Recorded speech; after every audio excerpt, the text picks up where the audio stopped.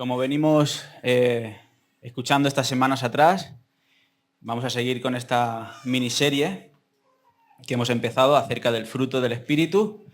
Hoy estaré compartiendo acerca de la benignidad y de la bondad del Señor. ¿Vale? Como introducción, recordar un poco lo que hemos ido viendo estas semanas atrás. Todos coincidían, ¿no? Todas las predicaciones coincidían en la frase esta famosa del Catecismo Menor de Westminster, que dice el fin principal del creyente es glorificar a Dios mientras gozamos de Él, y eso tiene mucho que ver con lo que veremos hoy en Gálatas, ¿no? en nuestro pasaje base, digamos.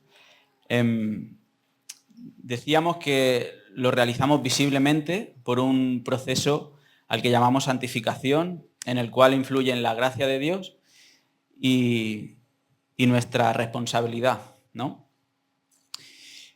Resumiríamos, de alguna forma, que el fruto del Espíritu es la consecuencia de un nuevo carácter en aquel que ha sido llamado por Dios para ser su hijo, reflejando así por medio de este fruto a quien lo salvó, a nuestro Señor Jesús. Lo podríamos cantar, ¿no? Si quisiéramos. Tenemos una antigua canción que decía, somos el pueblo de Dios, somos un pueblo especial, llamados para anunciar las virtudes de aquel que nos llamó a su luz, ¿no? Para esto hemos sido llamados. Y el pastor Xavi nos recordaba semanas atrás que cuando somos llamados es cuando se nos da este fruto del que venimos hablando, sea que llevemos mucho tiempo en los caminos del Señor o sea que llevemos días, el fruto del Espíritu se nos da cuando Él nos mira y viene a nuestro encuentro. ¿Y para qué necesitamos este fruto? No sé si os lo habéis preguntado a medida que vamos desarrollando estas predicaciones y estas virtudes. No sé si os habéis preguntado para qué necesitamos este fruto. Pues lo primero que diría es para saber manejarnos en esta vida de una manera sana, prudente y piadosa, ¿no? A consecuencia del pecado que ha distorsionado todas estas virtudes, todo lo que es el amor verdadero, ¿no? La paz, la paciencia, el gozo, todas estas virtudes, el mundo las ha desvirtuado, ¿no? A causa del pecado. Y estas virtudes de las que estamos hablando, este fruto, únicamente Jesús en su caminar por esta vida fue el único que las supo exponer de la manera correcta. Esto suena mucho, ¿no? Suena con mucho rebote, no sé. Y desarrollarlas de la manera para las que fueron hechas, ¿no? Jesús es el único que pudo desarrollar estas virtudes perfectamente. Y hoy en día estamos envueltos en una sociedad que vive con ira en su corazón, ¿no? Vive enfadada. No sé si os habéis dado cuenta. Xavi nos decía, ¿no? Cuando se pone un semáforo en verde, venga, tira ya, ¿no? Y nos enfadamos o vivimos impacientes, ¿no? Se ha perdido el respeto por los demás, por las personas mayores, incluso por uno mismo se ha perdido el respeto. Son vidas centradas en uno mismo, vidas egoístas y de alguna forma violentas, ¿no? Vivimos en días violentos, ¿no? Verbalmente, físicamente, vivimos en tiempos difíciles, ¿no? Y esto habla de lo que habla el pasaje de Gálatas 5, ¿no? Las obras de la carne son varios caminos, por eso habla de obras, porque son varios caminos en plural, donde hay desorden y donde hay rebeldía en el corazón que no ha recibido este espíritu. Entonces, cuando el Señor me regala su espíritu, me impulsa a vivir de una manera diferente, ¿no? Quizás estemos pasando las mismas pruebas que pueda pasar nuestro vecino. Imaginaos que a los dos nos han echado del trabajo, pero ¿cómo vivimos las pruebas, ¿no? Cada uno. Las podemos vivir con una paz, que nos habló también Claudio, de una manera diferente, ¿no? A la que la pueda vivir otra persona que no tenga este regalo del que hablamos. Y lo segundo que diría, que necesitamos este fruto para poder reflejarlo a Él. Melissa nos definió la semana pasada, muy brevemente y muy claramente, lo que era el fruto del Espíritu. Dice, es el conjunto de virtudes que definen y muestran a Cristo. Y este conjunto de virtudes vimos que no se puede separar uno de otro, no podemos crecer más en uno que en otro. Poníamos el ejemplo del racimo de uvas o de la granada, también podríamos decir a lo mejor una mandarina o una naranja, ¿no? Muchos frutos, ¿no? Pero que tiende a una sola verdad. Sabemos también que somos santificados por Cristo, por los méritos de Él. Él sí, como decíamos antes, sí que vivió la vida perfecta que se nos llamó a vivir, pero a causa del pecado no podíamos.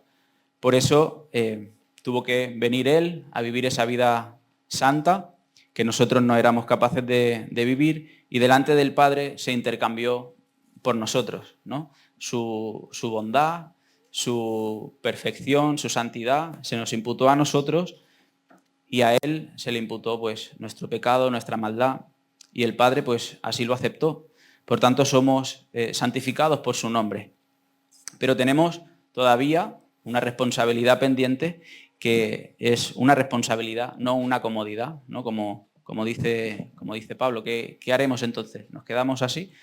En ninguna manera, ¿no? Tenemos que seguir mortificando el pecado, ¿no? De alguna forma, no caminar en este tipo de pecados que cada uno trae. Uno peleamos más con una cosa que otra.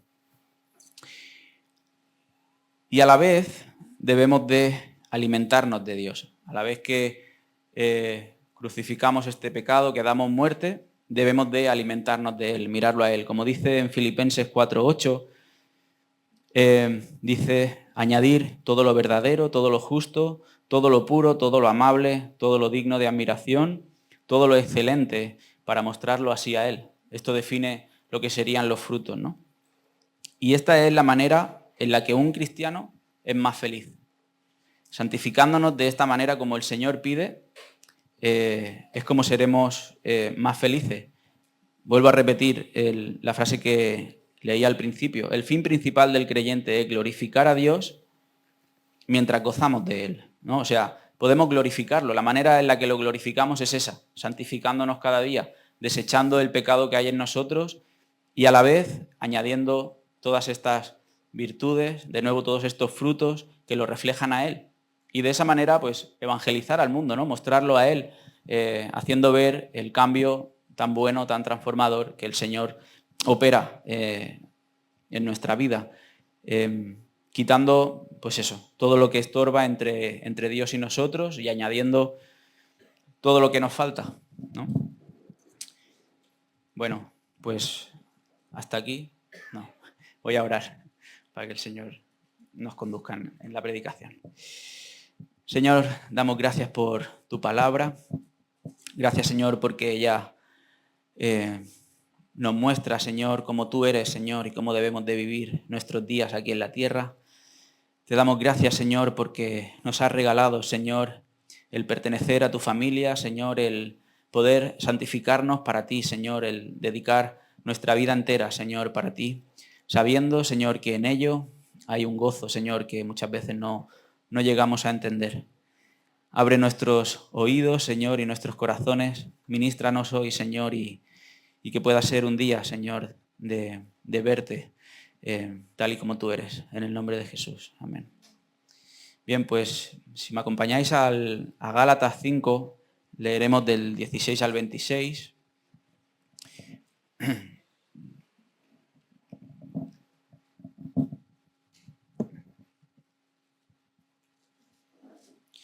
Si no, lo pondrán ahí en la pantalla.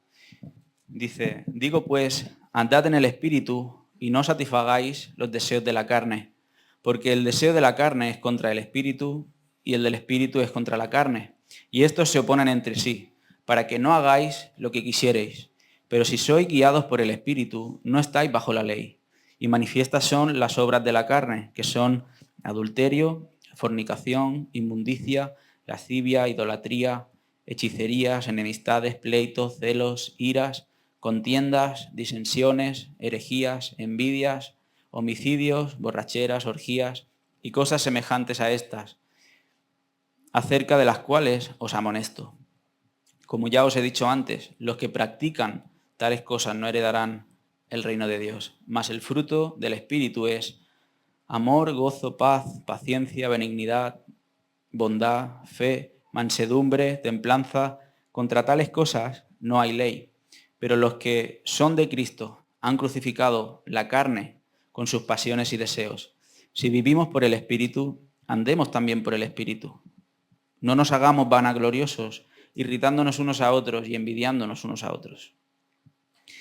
Bien, pues al principio de este pasaje dice que el deseo de la carne es contraria a la del Espíritu y la del Espíritu es contraria a la de la carne, o sea que entre ellas se oponen. Y Pablo está hablando aquí a un grupo de creyentes que tienen al Espíritu en sí mismos, que el Señor los ha conocido, los ha santificado, pero este tipo de pecados se están dando en algunos cristianos. Entonces, Pablo los reprende y les dice que no hagan lo que la carne les está diciendo que hagan. Esto debe de alertarnos, ¿no? Porque quizá no cometamos homicidios o no cometamos, no sé, alguno de estos pecados que pone aquí, pero ¿qué hay de la idolatría, ¿no? ¿Qué hay de la ira o de la contienda, de ese espíritu de rivalidad, ¿no? De querer siempre tener la razón o de superioridad que nos lleva a discutir entre nosotros? Como digo, este tipo de pecado se puede dar en el creyente a menos que ande por el Espíritu. Es importante esta palabra porque dice, no solo vivamos en el Espíritu, haciendo referencia a esta santificación que ya se nos ha dado, sino que andemos, que pongamos en práctica, que pongamos en marcha este tipo de dones y de fruto. Vemos que la consecuencia es bastante severa, ¿no? Aquellos que, continúa diciendo, para aquellos que lo practican, o sea, que no dan muerte, que no se santifican cada día en estos pecados en los que caen una vez y caen una vez y caen otra vez, sino que se acomodan en eso, pone que las consecuencias son que no tendrán parte en el reino de Dios. Y ahora nos describe cómo se manifiesta el Espíritu, cuál es su fruto, ¿no? En el cual podemos vencer estas obras de la carne. Nos dice que el fruto es el amor, el gozo, la paz, la paciencia, que hemos visto hasta ahora. También la benignidad, la bondad, la fe, la mansedumbre y el dominio propio. Esto es un fruto que se muestra notorio en la vida de un creyente, ¿no? Es bastante evidente cuando un creyente es nacido de nuevo, como llamamos nacer de nuevo, sus impulsos, su manera de gestionar la vida ahora es diferente, ¿no? Hasta sus ojos pueden ver de una forma diferente los problemas. Dice que la benignidad hace referencia a una disposición del corazón de una persona transformada por Dios a la amabilidad, a ser compasivo, útil y servicial con los demás. Así como la paciencia puede ser un amor sufrido, ¿no? que se forja y se trabaja por medio de las pruebas muchas veces, la benignidad es un amor compasivo, ¿no? Que ve la necesidad, y la bondad vendría a poner en marcha aquello que la benignidad ha percibido. De otra manera sería la benignidad es y la bondad hace, ¿no? Por eso van tan relacionadas estas dos virtudes. Una cita del pastor Miguel Núñez acerca de un comentario que él lee, quizá nos sirva para tener más claro esto. Dice, si el Señor ha cultivado la bondad en un corazón por medio de su espíritu, naturalmente saldrá de tu interior una expresión interna de bondad, amabilidad, gentileza hacia los demás, expresada en palabras y acciones. Es curioso que diga naturalmente. Sabemos que naturalmente de una persona que no ha sido nacida de nuevo solo sale maldad, solo sale pecado, ¿no?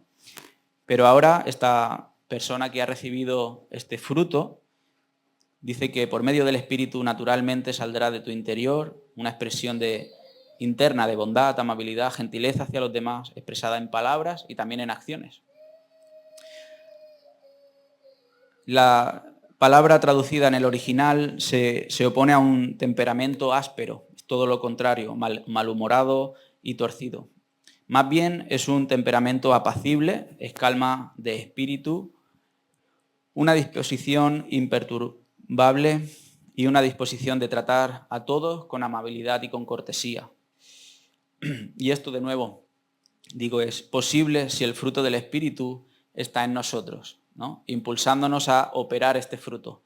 Ahí vemos cómo trabajamos los dos. El que ha conocido a Dios ahora puede y quiere agradar y glorificar a Dios. Un ejemplo que me venía es los padres con los hijos, ¿no? ¿Cuántas veces los padres le tenemos que decir a los hijos, haz lo bueno, no hagas esto, hazlo bien, ¿no? Nunca le decimos lo contrario, ¿no? Porque es evidente, es fácil ver que del corazón salen los malos deseos, ¿no? Salen actitudes contrarias a lo que el Señor nos dice. Nuestro corazón es pecaminoso y tenemos que ir corrigiéndolo. Pero por el Espíritu, ¿no? Cuando produce en nosotros esta benignidad y esta bondad, es para poder ministrarnos entre nosotros, ¿no? Crecer como cuerpo y caminar de una manera digna al llamado. Mostrar al mundo este amor de Jesús, este amor sacrificial, ¿no? El cual Él nos entregó. La bondad, secularmente, es una palabra que no se utilizaba entre las personas para definir a algo o a alguien, ¿no? No le daban importancia, no creían que fuese necesaria esa palabra. Únicamente se usaba en la Biblia y era para describir quién era Dios, ¿no? Una palabra que se asocia ampliamente a Él en la Biblia, de principio a fin. Podemos ver, la Biblia está llena de bondades del Señor, ¿no? El Salmo 145:9 lo expresa así, dice, el Señor es bueno para con todos y su compasión sobre todas sus obras. Es decir, que él es bueno en sí mismo, no se comporta de una manera buena cuando le apetece, ¿no? O de una forma caprichosa, sino que es bueno sobre todas sus obras. Nos habla de la bondad del Señor al darnos todo lo que tenemos, la naturaleza que tenemos, disfrutar de los pajarillos, de los diferentes colores que Él ha hecho, y más también de nuestro prójimo. Dice que es bueno para con todos. A veces bajamos la bondad de Dios a nuestra vista y pensamos que Dios es injusto muchas veces cuando a gente que se opone al Señor le pasan cosas buenas, ¿no? Y dice que el Señor es bueno en sí mismo. Su esencia es de ser, es bueno. Y esto nos deja ver y entender que si debemos de reflejarlo a Él, también no es algo que nosotros podamos escoger. No si un día me siento bueno, actúo con bondad con la gente, ¿no? Sino que es algo que se nos demanda que tengamos que ser así. Dios ya sabe que no somos buenos, que no hay nada bueno en nosotros. Sin embargo, Él nos da la solución, ¿no? Y nos regala su espíritu y estos frutos. Salmo 119:68 podemos ver también de la bondad. Dice, tú eres bueno y haces únicamente el bien. No sé si os pasa, pero a mí me pasa. Muchas veces pues eso, nos permitimos considerar si Dios ha sido bueno o no en las circunstancias por las que hemos pasado, ¿no? Pensamos, cómo se ha cebado, ¿no? Dios en este asunto. O quizá podía haber hecho las cosas más fáciles. Pero tenemos que entender que las pruebas son necesarias. Son necesarias porque nos moldean a su imagen. De nuevo, tenemos que estar agradecidos. Es cierto que el momento de la prueba no es agradable, no es causa de gozo, dice su palabra, pero no debemos de perder la vista, ¿no? En que estamos siendo forjados para reflejarlo a Él.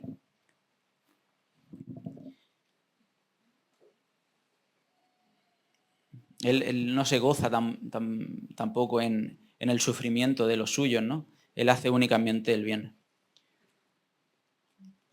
A veces damos gracias al Señor cuando le pedimos algo o estamos en una situación le pedimos algo y Él nos favorece y decimos, qué bueno es el Señor, ¿no? Que me ha librado de esta prueba o me ha favorecido en tal cosa. Pero si no lo hace y te muestra otra cosa y no te favorece en ese momento, sigue siendo igual de bueno el Señor. Él no cambia por nuestras circunstancias ni por nuestras cosas, sino que Él, su esencia es de ser bueno siempre.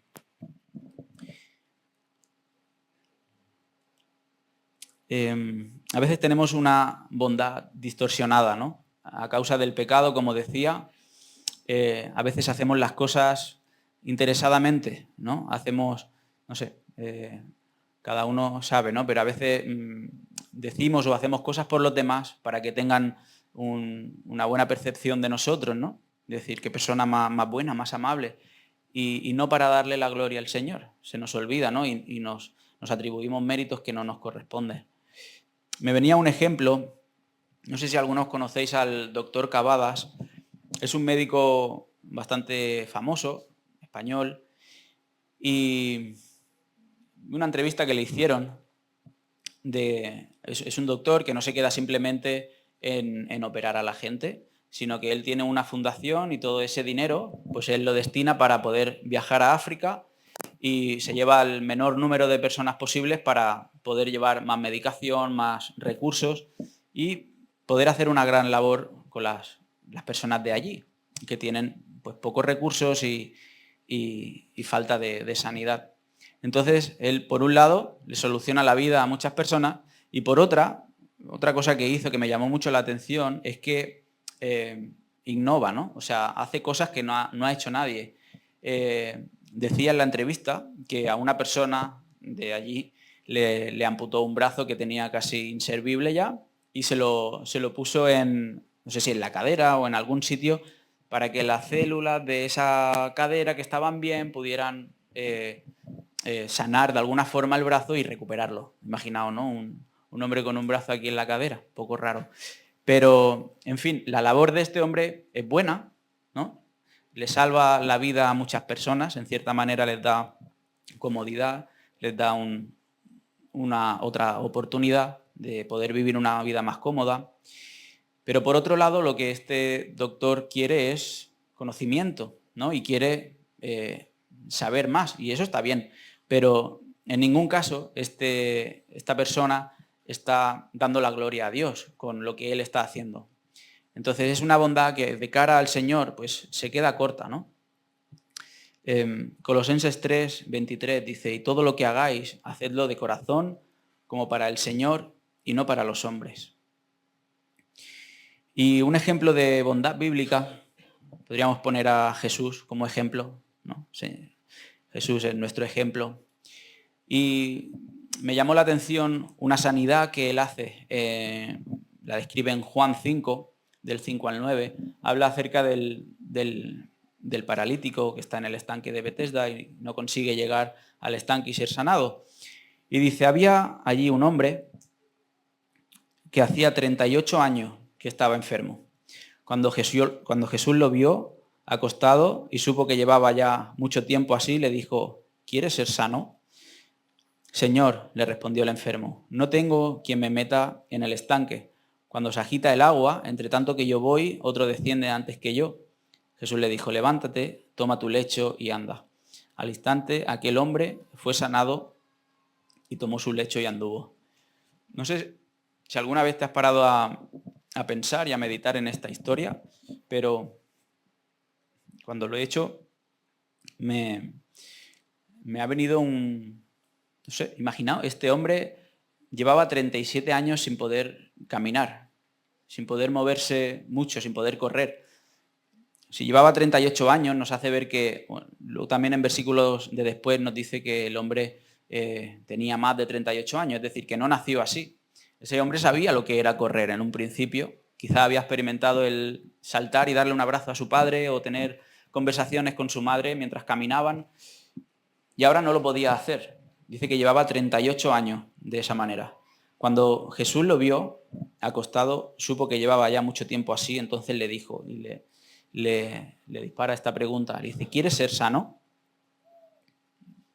¿Vosotros queríais ser sano después de 38 años sin caminar? La respuesta es evidente, la respuesta es sí. Entonces, ¿qué quería Jesús con esta pregunta?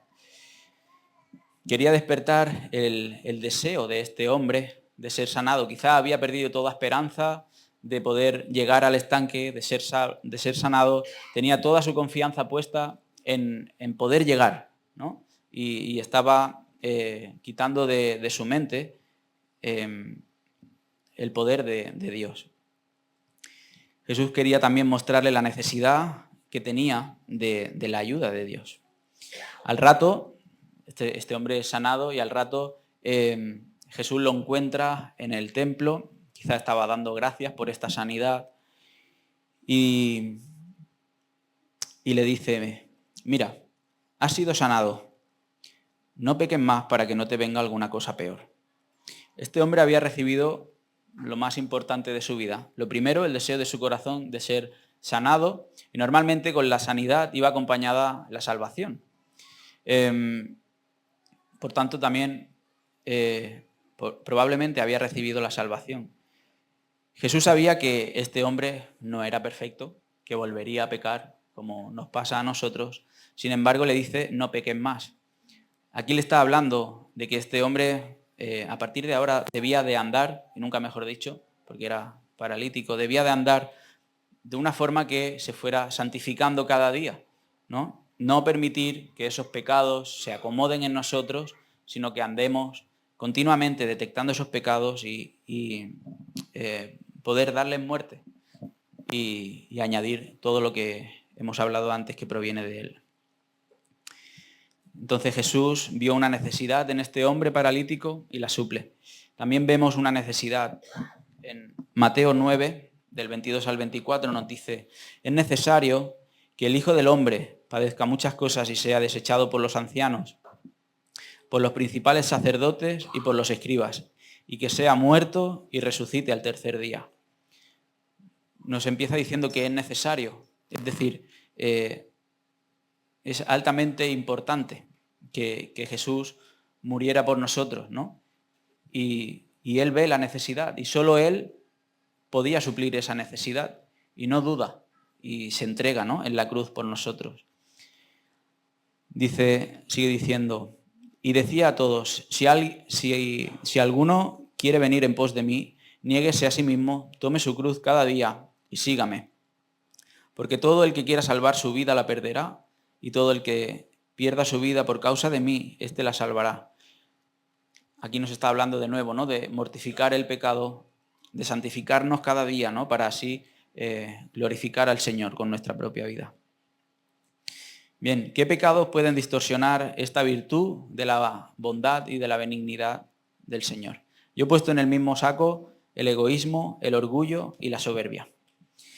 Preocuparnos únicamente de nosotros, de nuestro bienestar, ¿no? Como se suele decir, mientras yo esté bien, que el mundo arda, ¿no? Pensar que no necesito a nadie para que solucione mis problemas, para que me ayude a sobrellevar mis cargas y mucho menos a llevar la carga de los demás, ¿no? Cada uno que se apañe. Bueno, pues te recuerdo que si eres miembro de esta iglesia, es nuestra labor, ¿no? Con amor, con verdad, con gracia, levantar al hermano, ¿no? Podernos conducir hacia el Señor, corregirnos, discipularnos, amarnos, ¿no?, en cierta manera, corregirlo si fuera necesario.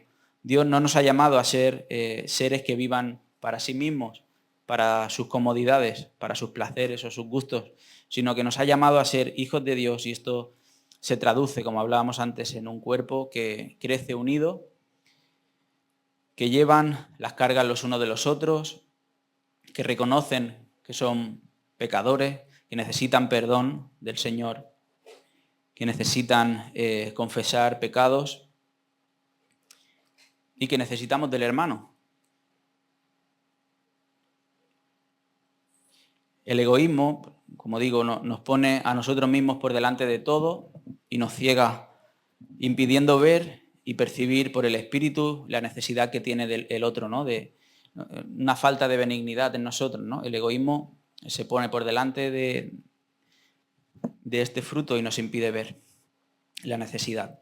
El orgullo y la soberbia nos lleva a mirarnos y a exaltarnos a nosotros mismos, a creer nuestros propios argumentos, una falta de humildad, un desprecio hacia los demás y el rebelarnos contra Dios. Y esto se traduce en no glorificar a Dios y ingratitud en el corazón. Esto es lo que causa el orgullo y la soberbia. En Romanos 1, 18 y 21 dice: porque la ira de Dios se revela desde el cielo contra toda impiedad e injusticia de los hombres que detienen con injusticia la verdad. Pues habiendo conocido a Dios, no le glorificaron como a Dios ni le dieron gracias, sino que se envanecieron en sus razonamientos y su necio corazón fue entenebrecido. La soberbia hace eso, ¿no? Nos hace ingratos, nos hace pensar que no necesitamos el favor de Dios ni la gracia de Dios, nos hace escucharnos a nosotros mismos y hace que al final pues el Señor acabe por entregarnos, ¿no?, a nuestro propio pecado, con la finalidad siempre de que volvamos y que lo miremos a Él y lo glorifiquemos así. Bien, ¿cómo podemos crecer en estas virtudes de la bondad y de la benignidad? Primero de todo es importante saber que es algo que no conseguimos nosotros mismos, que es algo sobrenatural que se recibe de parte de Dios, que Él pone en nosotros y a la vez nosotros lo ponemos en práctica, ¿no? Es como sembrar una semilla, nosotros hacemos la acción, tenemos que regar, tenemos que hacer unos pasos, pero Él se encarga, ¿no?, de hacer crecerla, de darle la vida a esa semilla, de que el sol haga su función. Hay una parte en la que nosotros no podemos y otra en la que contribuimos. Si no te sientes identificado con este tipo de amor del que hemos estado hablando, pídele al Señor que te lo pueda dar. Quizás lleves mucho tiempo en la iglesia y no has percibido este amor en ti. Puedes pedirle al Señor. Quizá hoy pueda ser un día en el que todo cambie. En la oración también tenemos que pedir perdón al Señor por la falta de amor hacia sus criaturas, especialmente a los hermanos en la fe, por no habernos involucrado lo suficiente, ¿no?, muchas veces en las vidas de los hermanos, ¿no?, pudiendo suplir una necesidad que habíamos visto. Muchas veces el Señor nos pone personas y lo tenemos muy claro, pero a veces somos demasiado egoístas, como hemos visto, y dejamos que lo solucione otro, ¿no?, cuando a lo mejor el Señor ha puesto la carga en nuestro corazón y podemos suplir una necesidad, sea física o sea emocional o espiritual. Otra manera en la que hacer crecer esto sería conocerlo más a Él por medio de su palabra. Ahí aprendemos cómo es Él, ¿no?, y cómo debemos de ser nosotros. La Biblia está llena de sus bondades, ¿no?, como hemos visto. A veces se expresaban por medio de la persona de Jesús, ¿no?, cuando hacía estos milagros. Otras veces lo vemos, como en el Antiguo Testamento, ¿no?, perdonando a ese pueblo rebelde, necio, con el que muchas veces nos podemos sentir identificados, ¿no? Por medio de su palabra vemos cómo es el Señor y cómo debemos de ser nosotros. También buscando y cuidando la relación con los hermanos. Nos podemos ayudar entre nosotros. No es bueno que estemos solos. Nos necesitamos unos a otros. Para yo poder llevar mis cargas, que otro las sepa, que pueda orar por mí. Y vosotros igual, conmigo. Si caminamos solos, caemos en el problema del que hablábamos antes, ¿no?, que nos escuchamos a nosotros mismos, nos envanecemos. Nuestro corazón siempre va a querer darle la razón a nuestra propia carne, ¿no? Y esto es peligroso, porque como dice su palabra, el corazón es malvado y perverso, ¿no?, y se nos escapan muchas cosas. No dar lugar a la ira. Aquellos que tenemos esos arrebatos de ira, no demos lugar a la ira, no permanezcamos en ira, ¿no?, sino que la podamos mortificar. Evitar que el diablo tome lugar en eso y empañe, ¿no?, no nos haga ver con claridad la bondad. Una persona que vive en ira es difícil que la gente lo vea como una persona bondadosa, ¿no? Y que lo asocie con la bondad que proviene de Dios. Practica la gratitud también, principalmente con Dios, como hemos visto, pero también con el prójimo, ¿no? Sea agradecido. Todo lo que tenemos no nos corresponde. Nos ha sido dado por gracia, sí, para nosotros, pero para poderlo también ofrecer a los demás, ¿no? Si el Señor te ha dado dinero, pues ayuda a aquellos que no pueden tener la misma suerte. O si tienes algún talento, puedes ponerlo en disposición de su iglesia para hacernos crecer.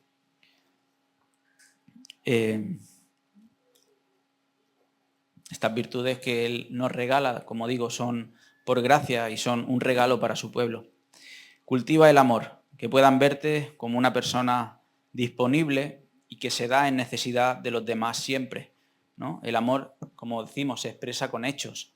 No solo decir te quiero, te aprecio y luego cada uno vive sus vidas para sí, sino que podamos cultivarlo, que podamos estar en constante cuidado del amor entre nosotros. Y luego también diría, piensa en cómo actuó Jesús con su propia vida, ¿no? En su paso por aquí, por la tierra. Podemos verlo siendo bueno, pues eso, cuando dio de comer a 5.000 hombres con 5 panes y 2 peces, ¿no?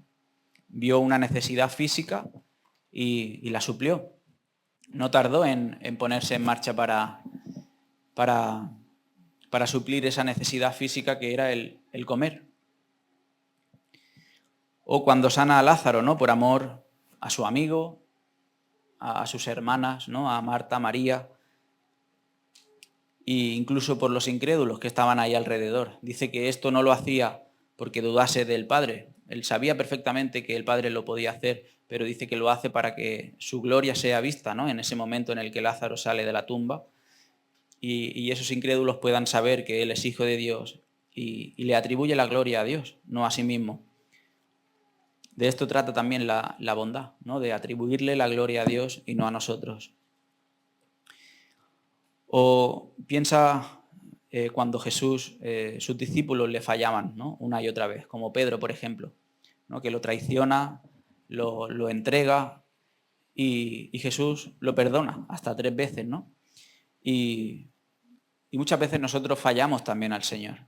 Sin embargo, Él nos perdona, muestra su amor, su misericordia, su bondad. O, por ejemplo, esa imagen tan icónica, ¿no? Cuando trenza el látigo, ¿no?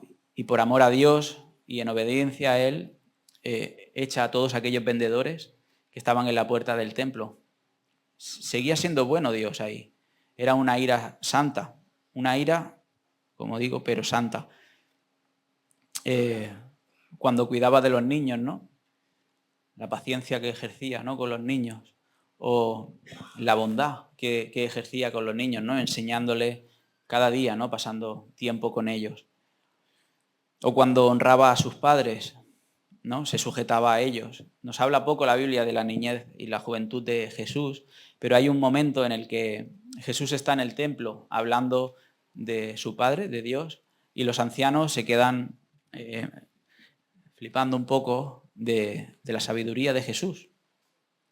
Y cuando sus padres lo buscan porque no sabía dónde estaba, Jesús les dice a sus padres, pero es que me es necesario estar en las cosas de mi Padre, ¿no? Haciendo hincapié en que lo necesario estaba ahí, el compartir la palabra. Sus padres, dice la palabra, que no lo entienden, le dirían, tira para adelante, anda. Y no lo entendían, dice que no lo entendían. Sin embargo, él se sujetaba y en obediencia obedecía a sus padres, ¿no? Y los honraba. O cuando se entregó en la cruz, ¿no? Ese acto de amor sincero, porque vio una necesidad que solo él podía suplir. Bueno, pues quiero acabar con un versículo que está en Juan 15, 13, y dice, nadie tiene mayor amor que este, que uno ponga su vida por sus amigos. ¿Quién de aquí daría su vida por un amigo?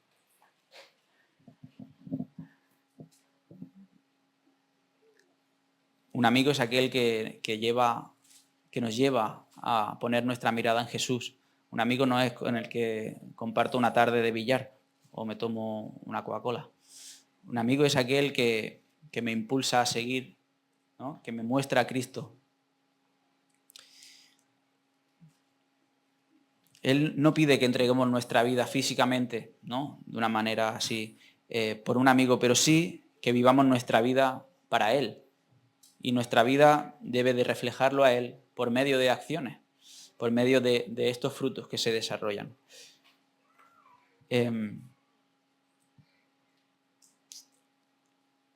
Por medio de estos frutos, mortificando el pecado, como decíamos, y añadiendo estas virtudes, ¿no?